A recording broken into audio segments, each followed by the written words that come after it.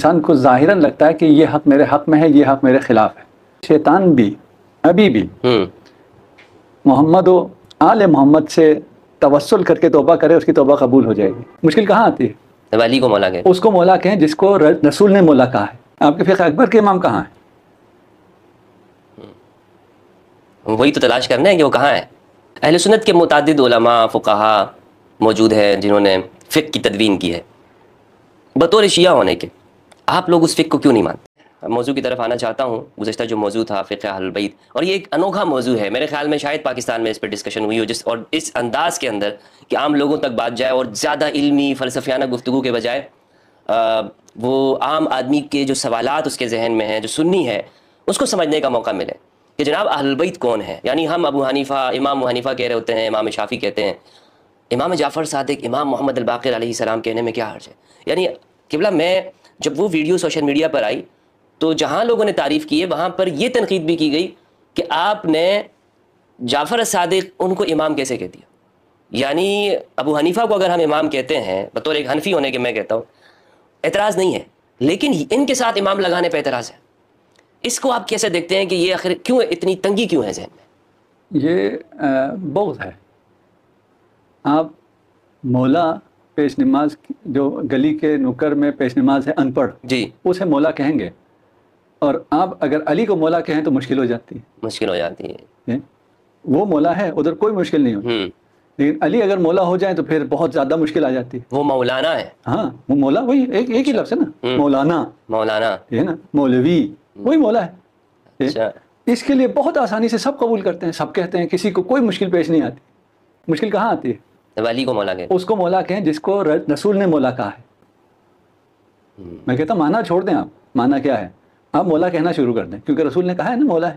آپ جس مرضی معنی میں کہیں، ذرا مولا کہہ، جس مرضی معنی میں مولا کہہ کے تو دکھا. یہ مولا ان کی زبان پہ آتا ہی نہیں، زبان پہ ہی نہیں آتا. تو اسی طرح ہے کہ جسے رسول نے امام کہا ہے اسے امام کہنا مشکل ہے. اپنے مسجد میں جو پیش نماز ہے اسے امام کہنے میں کوئی مشکل نہیں. کوئی مشکل نہیں. تو یہ اگر آئے تو بچوں کو یہ سمجھ لینا چاہیے کہ یہاں کوئی گڑبڑ ہے. گڑبڑ ہے نا. یہ مشکل جو ہے نس کی نہیں ہے، نفوس کی ہے. کیا بات ہے، نس کی نہیں ہے، نفس کی ہے، نصوص کی نہیں ہے، نس کی نہیں ہے، نفوس کی ہے. بہترین، ماشاء اللہ، بہترین. اندر کی کچھ ایسی بات ہے، مرض ہے، جسے قرآن میں فی قلوبہم مرض فزادہم اللہ. اس سے بڑھ کے ہے آپ کھول نہیں سکتے. اچھا حضرت، ہم یہ دیکھتے ہیں کہ فقہ کی اصطلاح استعمال ہوتی ہے، فقہ حنفی، فقہ شافعی، فقہ حنبلی، فقہ جعفری. تو یہ جو اصطلاحات استعمال ہو رہی ہیں فقہ کی، ایسا کیوں نہیں کہہ سکتے کہ قرآن و حدیث پہ عمل کرتے ہیں؟ یہ فقہ کی اصطلاح استعمال کرنے کی کیا ضرورت ہے؟ دیکھیے، اصطلاحات استعمال ہو سکتی ہیں یا نہیں ہو سکتی. سب سے پہلے اس کو واضح کر لیں کہ ہمیں آیا دین میں نئی اصطلاح لانے میں کوئی مشکل ہے؟ یہ بدعت ہے کہ ہم دین میں نئی اصطلاح لے آئیں؟ یہ بدعت نہیں ہے. چیز وہی ہو، آپ اس کو ایک کسی اصطلاح میں بیان کریں، اس میں کوئی حرج نہیں. اور یہ بہت زیادہ ہوا ہے، کوئی کم نہیں ہوا ہے. یعنی صرف فقہ میں نہیں ہے، فقہ کے اندر بھی، ابواب فقہ میں بھی، اور اس کے علاوہ بھی یہ بہت زیادہ ہے کہ ہم نے بعد میں اپنی آسانی کے لیے اصطلاحات بنا لی. آپ کا مدرسے کا اصطلاح، آپ کے دارالعلوم کا اصطلاح، آپ جو بھی آپ شروع کریں تو ایک دو نہیں ہے، یہ ہزاروں میں. تو اصل اصطلاح بنانے میں کوئی حرج نہیں ہے کہ علم جب ترقی کرتا ہے، تمدن آگے جب بڑھتا ہے تو وہ اصطلاحات بناتا ہے تاکہ چیزوں کو سمجھنا، بیان کرنا آسان ہو جائے. یہ بھی انہیں اصطلاحات میں سے ایک اصطلاح ہے. صحیح. اور یہی جو آپ کہہ رہے ہیں نا کہ قرآن اور سنت پہ ہم عمل کر رہے ہیں، قرآن اور سنت سے شریعت کو اخذ کرنے کو فقہ کہتے ہیں. فقہ کہتے ہیں. یہ ایک اصطلاح ہے جو کہ بعد میں رکھی گئی، اور اس اصطلاح کو بھی قرآن سے ڈرائیو کیا گیا، لیتفقہوا فی الدین. یہ تفقہ فقہ قرآن میں موجود ہے، تفقہ فی الدین قرآن میں موجود ہے. تو یہ اس کو اصطلاح کے طور پر علماء نے استعمال کرنا شروع کیا اور سب نے استعمال کرنا شروع کیا. تو یہ کسی پہ اعتراض نہیں ہے. یعنی یوں کہہ سکتے ہیں کہ عوام قرآن و سنت پہ عمل کرتے ہیں. کرنا ہی قرآن و سنت پہ عمل چاہیے. عمل تو کرنا قرآن و سنت پہ ہی عمل کرنا ہے. اصل تو وہی ہے نا. فقہ اسی کو کہتے ہیں. ٹھیک ہے. اچھا، فقہ میں بھی جو زیادہ سمجھا جاتا ہے وہ فقہ اصغر مراد لی جاتی ہے، جبکہ فقہ اکبر بھی ہے اور فقہ اصغر بھی ہے. جسے ہم زیادہ تر اصطلاح میں فقہ کہتے ہیں وہ فقہ اصغر ہے، اور وہ فقہ اکبر کو ہم نظر انداز کر دیتے ہیں. اور یہ جو ہم یہاں ائمہ ہم نے قرار دیے ہیں اس میں یہ فقہ اکبر ہے ہی نہیں ائمہ اہل بیت کو چھوڑ کے. اچھا ان کی امامت 75% تو ایسی ہی چلی گئی. فقہ اکبر ہے فقہ اصغر ہے. جہاد اکبر ہے جہاد اصغر ہے. جہاد اصغر بہت زیادہ نمایاں ہوتا ہے, جہاد اکبر کی بات ہوتی ہی نہیں. اسی طرح یہاں پر بھی فقہ اکبر ہے فقہ اصغر ہے. یہ جو آپ نے یہ بنائے ہوئے ہیں 4 امام, یہ فقہ اصغر کے امام ہیں. آپ کے فقہ اکبر کے امام کہاں ہیں؟ وہی تو تلاش کرنا ہے کہ وہ کہاں ہے. تو پھر اصغر کے بھی وہی ملیں گے جو اکبر کے امام ہیں. اچھا, تو یعنی اس اصطلاح میں اگر کوئی شخص کہتا ہے کہ بھائی میں قرآن و سنت پہ عمل کرتا ہوں, کوئی قباحت تو نہیں ہے اس میں؟ عمل کرے تو کیا بات ہے, بلکہ بہت اچھا ہے. نہیں دیکھیے ہم نے یہ کہا نا یہ اصطلاح ہے, اس اصطلاح کو بعد میں آنے والے علماء نے خود رکھا ہے. کوئی اس اصطلاح کو استعمال نہیں کرنا چاہتا نہ کرے, سو بسم اللہ, کوئی حرج نہیں. صحیح. اہل سنت کے متعدد علماء فقہا موجود ہیں جنہوں نے فقہ کی تدوین کی ہے. بطور شیعہ ہونے کے آپ لوگ اس فقہ کو کیوں نہیں مانتے؟ ہمیں تو سوال یہ ہے کہ اس فقہ کو لوگ کیسے مانتے ہیں, کہ آپ ہم سے سوال کریں کہ آپ اس فقہ کو کیوں نہیں مانتے. ہم کہتے ہیں یہ فقہ کیسے مانی جا سکتی ہے, پہلے اس پہ بحث کر لیں. آپ کیسے اسے مان سکتے ہیں؟ اگر آپ یہ ثابت کر لیں کہ آپ مان سکتے ہیں تو میں بھی مان لوں گا. تو اس سے پہلے یہ سوال بنتا ہے کہ رسول نے کیا چیز چھوڑی ہے, یعنی یہ فقہ اتھینٹک ہے, یعنی اس فقہ پہ کوئی عمل کر سکتا ہے, یہ تو ثابت ہو جائے نا. اس کے بعد آپ کہیں بھائی تم کیوں نہیں کرتے. تو آپ کے پاس ایسی کیا دلیل ہے کہ اہل بیت سے ہی دین لینا ہے, فقہ لینی, ایسی کیا دلیل ہے؟ کوئی ایک دلیل ہو نا. سر ان تارکم فکم ثقلین, حدیث ثقلین فرض کریں نہیں ہے. اچھا فرض کریں کوئی بھی اور حدیث نہیں. میں اس لیول پہ بات کر رہا ہوں آپ کو جہاں پہ آپ الحمدللہ حدیث ثقلین بیان کر رہے ہیں, اور بہت احادیث ہیں اور جو نصوص ہیں روایی قرآن میں سنت میں وہ بہت زیادہ ہیں. میں کہتا ہوں کچھ بھی نہیں ہے ایک لمحے کے لیے, اہل بیت کے بارے میں کچھ نہیں ہے, کچھ بھی نہیں ہے. اور ہم یعنی اس کو نظر انداز کر رہے ہیں, نہیں دیکھ رہے, جیسے کہ مسلمان نظر انداز کرتے ہیں, ایسے کرتے ہیں جیسے کچھ بھی نہیں. حقیقت ہے ایسے ہی کرتے ہیں, کچھ بھی نہیں. ٹھیک ہوگی.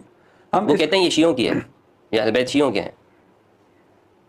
یہ تو نہیں کہتے, یہ کہہ نہیں سکتے, یہ نہیں کہہ سکتے. یہ کہنے کے بعد پھر وہ مسلمان نہیں رہتے. کوئی ایسی کہہ جائے توجہ کے بغیر الگ مسئلہ ہے, لیکن عمل ان کا اسی طرح ہی. ہاں عمل کی بات الگ ہے, کہہ نہیں سکتے. صحیح. کوئی کہتا بھی نہیں ہے. اہل بیت کو اس کا جگہ نہیں, اس کا مقام نہیں دیتے, لیکن کہتے ہیں ہم اہل بیت کو مانتے ہیں.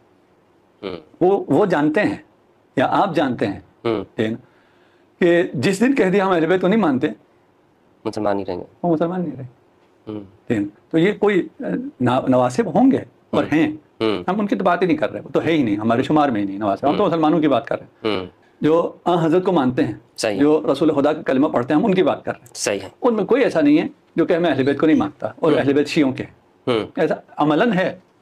اصل سوال کیا تھا جہاں سے ہم یہاں چلتے ہیں؟ اصل سوال یہ تھا کہ آپ ان فقہا کی فقہ کو کیوں نہیں لے رہے ہیں؟ اہل سنت کے علماء نے جو فقہ تدوین کی ہے, آپ جو فقہ جعفری ہے اسی کو کیوں لے رہے ہیں؟ جی میں اس پہ اصل جو میں چیز لے کے چل رہا تھا کہ نصوص بہت زیادہ ہیں, اس میں کسی کو شک نہیں ہے, اور بہت کرنا پڑے تو اس میں توجیحات کرنی پڑتی ہیں, تعویلات کرنی پڑتی ہیں, یا اسے چھپانا پڑتا ہے. حتیٰ توجیح تعویل بھی نہیں ہوتا, اسے چھپانا پڑتا ہے, اس کا ذکر ہی نہ کرو. ہے ڈومیننٹ ہے, جلی ہے, آشکار ہے, ہر کتاب میں ہے, لیکن ایسے کرو کہ یہ آپ کے نہ نصاب میں آئے, نہ آپ کے جمعے کے خطبے میں آئے, نہ آپ کی کتاب میں آئے. اس کو ایسے کان لم یکن شیء کر دو, یہ عملاً کیا جا رہا ہے. ہم ان کی مدد کر دیتے ہیں. اچھا کہ یہ ہے ہی نہیں, چھوڑ دو. ہم اس کے آتے ہی نہیں کہ یہ نس ہے, یہ غدیر ہے, یہ ثقلین ہے, یہ حدیث منزلت ہے, سب کو چھوڑ دو. یہ آج عمل رسول پر رسالت مآب نے کیا کیا ہے؟ رسالت مآب نے 2 کام کیے, ایک تبلیغ اور ایک تعلیم. تبلیغ فرمائی ہے امت میں, تعلیم دی ہے علی ابن ابی طالب کو. اچھا, صحابہ کو بھی تو دی ہے تعلیم؟ نہیں, تبلیغ ہے. اصحاب تک تبلیغ ہوئی ہے, کسی صحابی کو رسول خدا نے تعلیم نہیں دی ہے.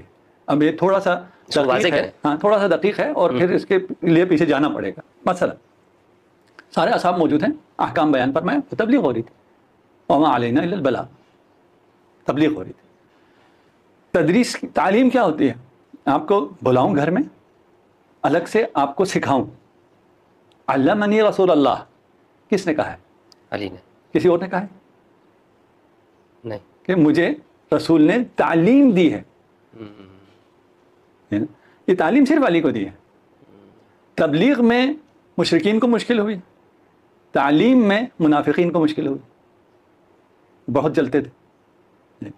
اور اسی بات یہ طولانی ہے, اور اس میں والد محتم اللہ کی کتاب ہے علی امام بنص صفاتہ و خصائص ذاتہ, کہ علی امام ہے بنص صفات ہے, دوسرے نص نہیں چاہیے, اس کے اپنی صفات, ذاتی صفات جو ہیں وہ نص ہیں کہ میں امام ہوں, اور ایسے خصائص ہیں ذات امیر المومنین میں جس کی بنا پر وہ امام ہے. ابھی میں ان سب کی بات بھی نہیں کر رہا, میں صرف ایک کی بات کر رہا ہوں. ایک جو خصائص میں سے ایک خصوصیت کی بات کہ رسول خدا نے امیر المومنین کو تعلیم دی ہے, شریعت کی, قرآن کی, سنت کی, فقہ کی, جو بھی آپ اس کو تعبیر کریں, اصطلاح میں کوئی مشکل, تعلیم دی ہے, تعلیم صرف علی کو دی. اسٹوڈنٹ ہے یعنی کہہ سکتے ہیں. اسٹوڈنٹ تو بہت چھوٹا لفظ ہے نا, رسول کا, محمد کا معجزہ علی ہے. اللہ, تلمیذ یا کہہ سکتے ہیں, یقیناً ہم نے کہا تعلیم جب ہے تو متعلم ہو گیا, اسی لیے میں نے اس لفظ سے تعلیم, متعلم, ہاں متعلم ہے, شاگرد ہیں, اسٹوڈنٹ ہیں, یہ سب ہیں, لیکن کیونکہ انگلش میں تھوڑا سا لفظ وہ کم ہو جاتا ہے, اس کی جو واقعیت ہے اس کو گرا دیتا ہے. ہاں, وہ میں بھی اسٹوڈنٹ ہوں, علی بھی اسٹوڈنٹ, کہاں میں کہاں علی, کیونکہ میرا استاد کہاں ہے اور علی کا استاد کہاں. امیر المومنین کو تعلیم دیتے تھے, دن میں 2 دفعہ, رات میں الگ سیشن ہوتا تھا, صبح میں الگ سیشن ہوتا, خصوصی. ام سلمہ روایت کرتے ہیں کہ اب اس وقت باری ہوتی تھی, اور ان میں سے مثلا جس کی باری ہے تو وہ ایک ہی کمرہ ہوتا تھا, ایک ہی حجرہ ہوتا تھا. رات کو امیر المومنین تشریف لائے, اور جب ام المومنین کو نکلنا پڑا, کیونکہ جو تعلیم ہو رہی ہے اس میں کوئی دوسرا شریک نہیں ہے, یہ عام تعلیم نہیں ہے, یہ مسجد میں جو سب کو تبلیغ ہو رہی ہے وہ نہیں. ام سلمہ بار بار آتی ہیں, پوچھتی ہیں کہ اب میں آ سکتی ہوں, اب میں آ سکتی ہوں. کہا نہیں, ابھی نہیں. جب آذان قریب آ گئی تب ام سلمہ نے کہا اب آذان قریب ہے, تو رسول خدا نے بلایا اور فرمایا کہ جبرائیل میرے دائیں طرف بیٹھا تھا, اور حکم تھا خدا کا کہ علی کو اپنے بائیں طرف بٹھاؤ, اور جو کچھ وحی نازل ہو رہی ہے اسی وقت علی کو تعلیم دو. یہ ایک دفعہ نہیں ہے, 2 دفعہ نہیں ہے, ایک زوجہ کے ساتھ نہیں ہے, ایک امہات المومنین نے نقل کیا, باقی بھی نقل کیا ہے, کسی اور نے بھی نقل کیا. جب ان کی باری تھی اور امیر المومنین اسی طرح رسول کے ساتھ بیٹھے تھے تو انہیں مشکل ہوئی, وہ روایت, پھر سب روایت یہاں بیان کرنے کی ضرورت بھی نہیں ہے. یہ جب آپ تشریف لے جاتے تھے رسول کے گھر, اور یہ سیشن کبھی رسول تشریف لاتے تھے امیر المومنین کے پاس, پرائیویٹ سیشن, کوئی اور نہیں ہوتا. علی ارشاد فرماتے ہیں جب میں رسول کے گھر جاتا تھا تو رسول اپنے زوجات کو اٹھا دیتے تھے اور کوئی نہیں ہوتا تھا, لیکن جب رسول میرے گھر آتے تھے تو اس محفل میں بھی ہوتا تھا, میری زوجہ بھی ہوتی تھی, اور میرے بیٹے بھی ہوتے تھے. اس لیے کہ یہ محرم اسرار ہیں, یہ اہل بیت ہیں, یہ اصحاب قصہ ہیں, یہ نامحرم نہیں ہے. یہ بہت طولانی ہے, یعنی سب بیٹھے ہیں. دیکھیں خلاف ادب ہے کہ ایک محفل ہو اور ان سب محفل میں ہم باقیوں کو چھوڑ کے آپس میں گفتگو کرنا شروع کریں, یہ خلاف ادب ہے. اچھا, اس میں پھر میں آپس میں گفتگو کو چھوڑ کے میں آپ سے سرگوشی شروع کر دوں, یہ تو اور زیادہ وہ ہے. صحیح. آخر وقت بھی ہو رسول خدا کا, اور امت ہے, ان سب لوگ جو وہاں موجود ہیں جن سے ہم نے بعد میں دین لینا ہے. ایک ورژن یہی ہے نا کہ دین تو ہم نے وہاں سے لینا ہے, جن سے دین لینا ہے وہ سب وہاں ہیں. ان سب کو پوسٹ کریں کہ میرے بھائی کو بلا, چادر سر پہ ڈالیں, وَنَاجَا عَلِيًّا طَوِيلًا, آخری وقت ہے. اب ایسا کیا رہ گیا ہے, میں ابھی مجھے وہ فگرز یاد نہیں ہے, میں نے اس کو کیلکولیٹ کیا ہے کہ دن میں 2 سیشن اور 23 سال, اور پھر اس کو لگائیں, پتہ نہیں بہت زیادہ بنتے ہیں. گھنٹوں میں آپ بنائیں تو بہت زیادہ بنتے ہیں. اس میں بھی علمنی الف باب, اسی ایک سیشن میں, ہاں جب آخری وقت ہے, 1000 باب تعلیم دی, اور ہر باب سے 1000 باب کھلتے ہیں. علی کی تربیت کیسے کی ہے؟ اللہ کیا بات ہے, علی کی تربیت بچپن سے, اپنے لعاب دہن سے. کسی کو بھی یہ خوراک نہیں ملی, حتیٰ خود محمد مصطفیٰ کو نہیں ملی, اپنے لعاب دہن سے. اور علم دیا ہے زقن زقہ, بہت ہے. یعنی ہم صرف میں نے آپ سمجھ لیجئے, جو آپ ویڈیو کرتے تھے شروع میں 1-2 منٹ, یا پتہ نہیں منٹ نہیں ہوتا, آپ کے سیکنڈ میں ہوتا ہے نا اپنی گفتگو کی, تھوڑی سی جھلکیاں سنا دیتے ہیں تاکہ لوگوں کو اشتیاق ہو جائے. تو یہ تو میں نے جھلکی بھی نہیں دکھائی, لوگوں کو کچھ کو لگ رہا ہوگا بہت مبالغہ کر دیا، بہت غلو کر دیا، یہ حقیقت ہے. اور یہ ایسا نہیں ہے شیعہ کتابوں میں کہ شیعہ کہتے ہیں، شیعہ نہیں کہتے. معجزہ یہ بھی ہے، آپ ساری شیعہ کتابیں جلا دیں یہ ساری باتیں پھر بھی ثابت رہیں گی. امام علی کا جو رسول اللہ کے ساتھ جو تعلق ہے، ہاں وہ تو دیکھیے نا، ہم بچپن سے نہیں، بچپن سے نہیں ہے. اچھا بچپن سے نہیں ہے، یہ آپ نئی بات؟ نہیں نئی بات نہیں، میں ساری پرانی باتیں کرتا ہوں، نئی بات. اچھا کن تو نبی، کب نبی تھے رسول خدا؟ تو نبی آدم بین الماء والطین. اچھا آدم ماء اور تین میں تھا، اس وقت میں نبی تھا، اور اس وقت سے علی نبی کے ساتھ مصروف عبادت تھے. اچھا اللہ نے جس نور سے محمد کو خلق کیا اسی نور سے علی کو خلق کیا. انت منی وانا منک. نہیں، اس کے علاوہ خلقت میں بھی ہے. 70 روایات اہل سنت منابع میں اسی موضوع پر ہیں کہ وہ جو پہلا نور خلق ہوا ہے وہ رسول کا ہے، نبی کا ہے اور علی کا ہے. صحیح، وہ جو آیت مبارکہ میں جس کو کہتے ہیں نفس رسول. نہیں، ہم ابھی آیت مبارکہ اور نفس اور اس سے استدلال نہیں کر رہے ابھی. اچھا ایک دفعہ آپ یہاں سے استدلال کر سکتے ہیں کیونکہ نفس ہے اس لیے جب نور ہے تب سے یہ نور ہے، یہ استدلال کریں گے استدلال ضعیف ہو جاتا ہے. کوئی کہہ سکتا ہے نہیں جی بعد میں آیا بچہ پیدا ہوا اور وہ اس کا نفس ہو سکتا ہے، وہ خدا کسی بھی وجہ سے یہ منزلت کسی بھی مرحلے پہ دے سکتا ہے. یہ مستقل روایات ہیں، صریحاً موجود ہیں. ہمارے ہاں اہل تشیع کو بہت زیادہ ہے، اس میں تو کوئی سوال ہی نہیں ہے. اہل سنت کے ہاں بھی یہ روایات، میں نے عرض کیا کسی ایک کتاب کا بھی مجھے نہیں ہے، میں نے وہ کتاب پڑھی ہوئی ہے، 70 روایات انہوں نے جمع کی ہیں جس میں یہ ہے کہ وہ نور اول محمد مصطفیٰ کا ہے، اور اسی وقت نور علی ابن ابی طالب بھی اسی نور سے مشتق ہوا اور وہ اس وقت خلق ہوا. اس وقت سے عبادت خداوندی میں مصروف ہیں. تو 7 سال تو بہت پیچھے رہ گئی نا بات. دیکھیں ایک دفعہ ایک اپروچ یہ ہے کہ 40 سال تک تو رسول خدا کو بھی پتہ نہیں تھا کیا ہو رہا ہے. یہ باتیں ان روایات کے ساتھ جو اہل سنت کتابوں میں موجود ہیں کہ وہ نبی ہیں، جب آدم خلق نہیں ہوا تھا تب سے وہ نبی ہیں، وہ اس کے ساتھ جمع نہیں ہوتی ہیں جو 40 سال تک پتہ ہی نہیں ہے جس کو. ان روایات کے لیے پھر کچھ لوگوں نے روایت جعل کرنے کا سلسلہ تو بہت ہے الحمدللہ بنانے کا. ہاں کہ جو بھی اہل بیت کی فضیلت میں آئے تو وہ ادھر بھی روایت جعل کر دیتے ہیں. یہ روایت یا اس کو ضعیف کر دیتے ہیں کہ یہ ضعیف ہے. ہاں وہ تو کر دیتے ہیں، اصل میں جو ضعیف ہوتے ہیں وہ اپنے ضعف کا اظہار کر رہے ہوتے ہیں. صحیح. آپ نے کبھی کسی اور صحابی کے لیے نہیں سنا ہوگا کہ اس کی فضیلت میں جو روایت ہے وہ ضعیف ہے، بہت کم. اور وہ بھی آپ جیسے کوئی کہتے ہوں، وہی باقی جگہ جو عام بیانات چل رہے ہوتے ہیں اس میں تو شد و مت سے وہ تمام ضعیف جس کے بارے میں اتفاق ہے. علمی حلقوں میں بات نہیں کر رہا میں، علمی حلقوں میں تو سارا لکھا گیا ہے کہ یہ ضعیف ہے سارے. یہ جو عوام کے سامنے جب بیان ہو رہا ہوتا ہے اس میں یہ سارے ضعیف حدیثوں کو بڑے شد و مت سے بیان کیا جاتا ہے اور کوئی اس کے ضعف کی طرف اشارہ نہیں کرتے. حضرت میرا سوال جو ہے نا وہ فقہ کے بارے میں، کہ ہمارے ہاں تو تدوین ہوئی ہے، فقہا ہیں، جس طرح ہم ایک کہہ سکتے ہیں کہ بھائی ہمارے پاس کتابیں موجود ہیں، فقہ حنفی ہے، فقہ شافعی ہے، اور یہ بہت قدیم زمانے سے علماء نے اس کی تدوین کی ہوئی ہے. تو پھر آپ امت سے ہٹ کر ایک الگ راستہ اپناتے ہیں اور کہتے ہیں ہماری یہ فقہ ہے، فقہ جعفری ہے. تو کیوں نہیں لے رہے ہیں آپ کو لینا چاہیے نا، ہمارے پاس تو علم موجود ہے، کتابیں موجود ہیں. ماشاءاللہ ہم ایک کلیہ بنا لیتے ہیں، ہم اسے مانیں گے جو تدوین ہوئی ہو، جو تدوین نہ ہو اسے نہیں مانتے. صحیح ہے، کلیہ یہ ہے. کلیہ ہے. ٹھیک. ہم قرآن کو مان سکتے ہیں، آپ قرآن کو نہیں مان سکتے. مانتے ہیں قرآن کو؟ مان سکتے نہیں، اب کلیہ آ گیا نا، کلیہ آ گیا. تدوین ہوئی ہو تو مانیں گے، تدوین نہ ہوئی ہو تو نہیں مانیں گے. اس کلیہ پہ رہیے نا پھر. تو تدوین قرآن کو تو مانتے ہیں نا، سب مان رہے ہیں. نہیں کہاں آپ ابھی تو تدوین فقہ ہمارے ہاں بھی ہوئی بھی ہے، ابھی کی بات نہیں ہو رہی ہے. اچھا آپ کہہ رہے ہیں نا اس وقت ابو حنیفہ نے تدوین کر دی، امام جعفر صادق نے تدوین نہیں کی. جو تدوین ہوئی ہے چیز وہ مانیں گے، جو تدوین نہیں ہوئی وہ نہیں مانیں گے. ابھی کی تو بات نہیں کر رہے ہیں، ہم نے کہا کلیہ بنا لیتے ہیں. جو چیز تدوین ہوئی ہے وہ مانی جا سکتی ہے، جو تدوین نہیں ہوئی وہ نہیں مانی جا سکتی.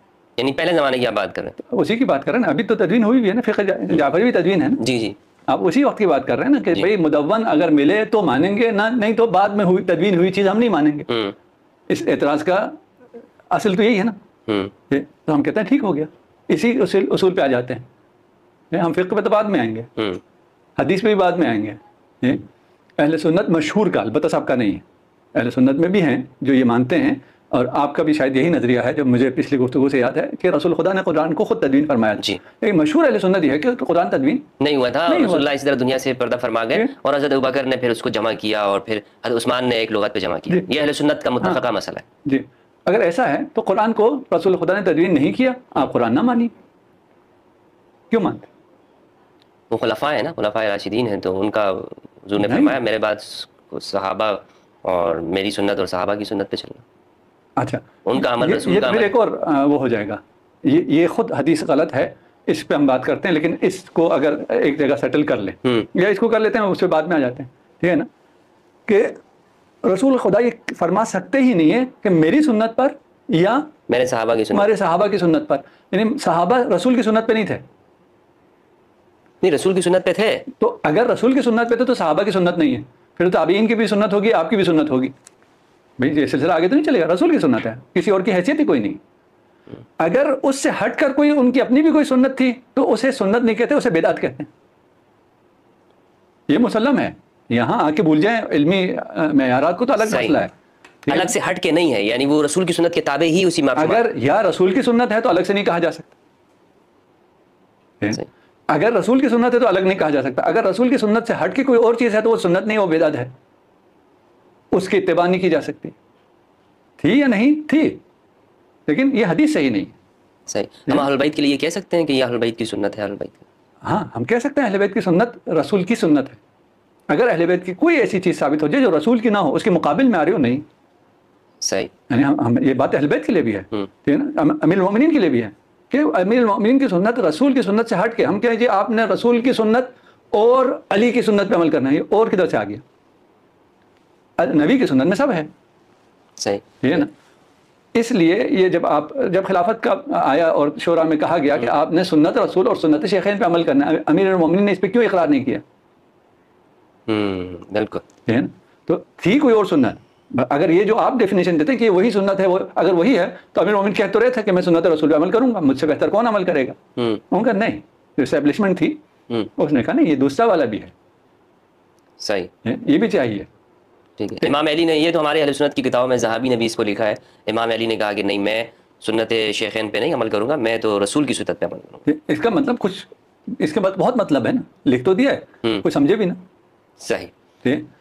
یہیں سے میں آپ کے اس حدیث پہ جاتا ہوں جو آپ کہہ رہے ہیں رسول نے فرمایا میری یا میرے اصحاب کی, یا نہیں آتا, میرے اور میرے اصحاب اور بھی نہیں آتا ہے, صرف سنت. وہ سنت بھی ہر جہاں سے مل جائے نہیں, وہ سنت بھی جو تمہیں اطرت سے ملے, حدیث شکلیں. ہم واپس اپنے اصل بات پہ آتے ہیں. اصل اشکال یہ کیا جاتا ہے کہ بھائی ان کی فقہ تدوین نہیں ہوئی, ہماری فقہ تدوین شدہ ہے, اور مدون چیز لینی ہوتی ہے, غیر مدون چیز نہیں لینی ہوتی. میں جو آپ اشکال کرتے ہیں اس کو آسان کر کے آسان زبان میں جو پیش کرتے ہیں, ٹھیک ہے نا, ہم کہتے ہیں بالکل مان لیتے ہیں. اس اصول کو اگر مانیں گے تو ہم اسی اصول کو لے کے جب قرآن پہ آئیں گے تو آپ کہیں گے قرآن تدوین نہیں ہوا تھا لیکن مانو. کیسے مان لیتے ہیں؟ صحیح بات ہے یہ بالکل, یہ لاجک سے آپ نے اس کا جواب دیا کہ یہ کیسے مان لیتے ہیں. یعنی قرآن تو فکس سے تو ایک بڑی بات ہے نا, قرآن وہ آسانی سے مان رہے ہیں, وہ مان رہے ہیں, ادھر کوئی کسی کو اعتراض نہیں ہے, معظم ہو جاتی ہے بات. اچھا تدوین ہوئی تھی نہیں ہوئی تھی, ثابت کیسے ہوئی؟ ایک راوی دو راوی آ کے کہتے تھے یہ قرآن ہے, یہ قرآن نہیں ہے. قرآن ایسے ثابت ہوتا ہے, قرآن متواتر ہے. متواتر ہے بالکل. کہتے ہیں جی ہمارے پاس قرآن کی سند موجود ہے, تمہارے پاس قرآن کی سند نہیں ہے. یہ اعتراض بھی کرتے ہیں, جو بیچارے لوگوں کو پتہ نہیں ہے, ان کو کیا, ان کو لگتا ہے کوئی اعتراض ہو گیا نا, بھائی ان کے پاس مدون ہے, ان کے پاس مدون نہیں ہے, ان کے پاس سند ہے, ان کے پاس سند نہیں ہے. قرآن سند سے ثابت نہیں ہوتا ہے, سند سے ثابت ہوا تو حدیث ہو گئی نا. قرآن تواتر سے ثابت ہوتا ہے. اچھا, یہ نقص نہیں ہے. جو اہل بیت کا موقف ہے وہ قرآن صرف وہی سے ثابت ہوتا ہے. تو یہ بات تو یہاں, یہ بہت بڑا آپ نے ایک, میرے ذہن میں بھی ایک مسئلہ تھا جس کو میں یہ سمجھ رہا تھا کہ جب قرآن صحابہ سے منتقل ہوا ہے تو شیعہ پھر صحابہ سے کیسے دور ہو سکتے ہیں, یا جو اکثر طور پر ہے انہیں لازمی بات ہے صحابہ کی سند کو قبول کرنا ہوگا, ان کی عدالت کو, کیونکہ قرآن کو ہم تک پہنچانے والے تو صحابہ ہیں.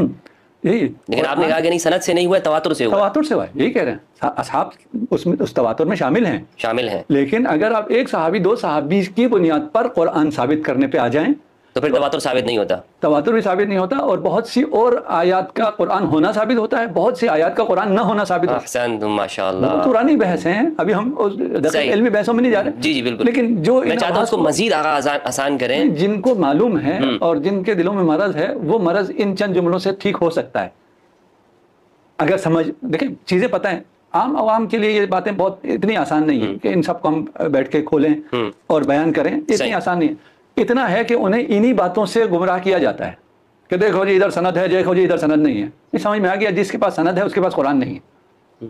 سمپل ہے. کسی کو سمجھنا ہے پھر اس کو آ کے سند کیا ہوتا ہے، تواتر کیا ہوتا ہے، اس کو. میں ایک سنی ہونے کی حیثیت سے ایک بات آپ کے سامنے رکھتا ہوں کہ میں یہ سمجھنا چاہتا ہوں کہ اگر میں ابو حنیفہ کی فقہ لے رہا ہوں، اپنی زندگی کے 24 گھنٹے میں امام ابو حنیفہ کے بتائے ہوئے فقہ کے مطابق عمل کر رہا ہوں، حسکفی، چلپی، ابن عابدین شامی، ان کے فتاویٰ میرے لیے رہنما ہے، تو یہ تو میں عمل کر رہا ہوں، میری زندگی اس پہ گزر رہی ہے. مجھے کیسے اطمینان ہوگا کہ میں اہل البیت کے جو علم ہے وہ اس پر عمل کروں اور میری نجات ہو، اور واقعی وہ ایک تدوین ہوئی ہے، اس کا ثبوت ہے، وہ اسٹیبلش ہے، وہ فقہ ہے. کیونکہ عام آدمی کو اگر پتہ چل جائے نا کہ ایک امام محمد الباقر کی فقہ ہے اور دوسری طرف ابو حنیفہ کی ہے، تو وہ بلا شک و شبہ اس کا ایمان کا تقاضا یہ ہے کہ وہ امام باقر کے پیچھے چلے. تو یہ آپ کیسے اطمینان دلا سکتے ہیں کسی کو؟ ٹھیک، یہ دوسری بات آ گئی نا.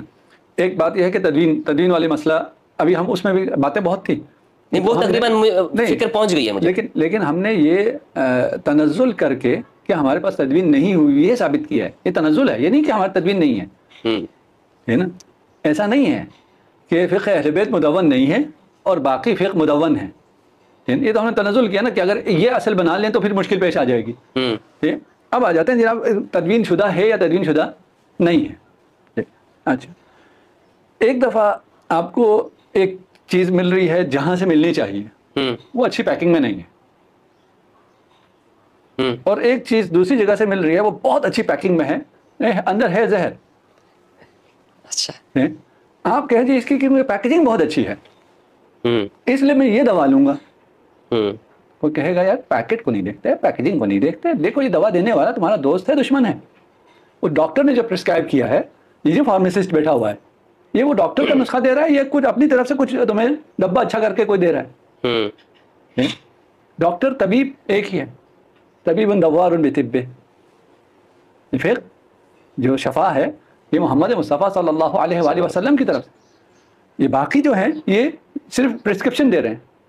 اس پرسکرپشن میں فرض کر لیے ایک کی پیکنگ بہت اچھی ہے، تدوین بہت اچھی ہے، دوسرے کی اچھی نہیں ہے، کس کی دوا لیں گے؟ اصل کی، جس طبیب نے جو تجویز کی. یہاں تک فرض، یہ بھی میں دوبارہ فرض پر آ رہا ہوں کہ تدوین